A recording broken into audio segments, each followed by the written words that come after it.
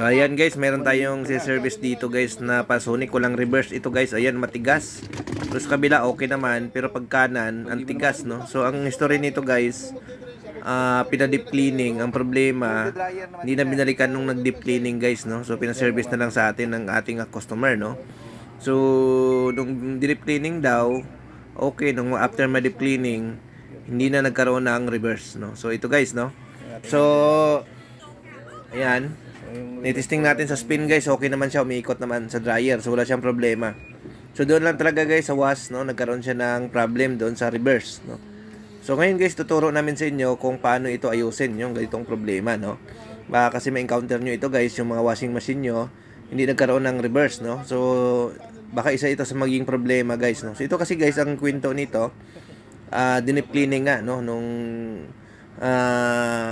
unang gumawa. Tapos, nung after ma-deep cleaning, hindi na siya nagkaroon ng reverse, no? So, maaaring mayroon silang nagawa dito na hindi naayos, no? So, or na-disalign, no? So, yan. So, ito guys, oh. Yan. Itong area na to guys. Yan. So, ito guys, yan. Itong inahawakan ko guys. Ito yung pinaka, parang nagtutulak ng clutch niya, no? So, ito yun. Iayusin natin, no? Para makita nyo. Yan. Ito guys, yan. Ayan. So ito guys, dapat yan, pag nagwawash yan, nakadiin yan siya dyan sa may gear na plastic, no? Dapat diin na diin siya dyan. Kasi pag nakaangat yan guys, hindi walang reverse yan. Kasi nga, yung spring niyan kumakapit, no? So dapat yan, nadidiinan niya yung gear na plastic na yan. So dapat nakadiin talaga yan, no? Nakasagad, no? Yan, nakadiin siya. Para pag nagdiin siya, ibig sabihin, magkakaroon siya ng reverse forward. Tulad yan, ang ganda, ang smooth, oh. Yan.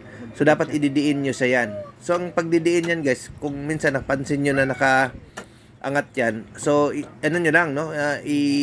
Parang tupiin nyo lang, guys, yung arm na yan, no? Dapat nakadiin yan siya pagdating ng wash, no? Pag sa spin, aangat yan. Pero pagdating sa wash, dapat nakadiin yan sa plastic na gear para naman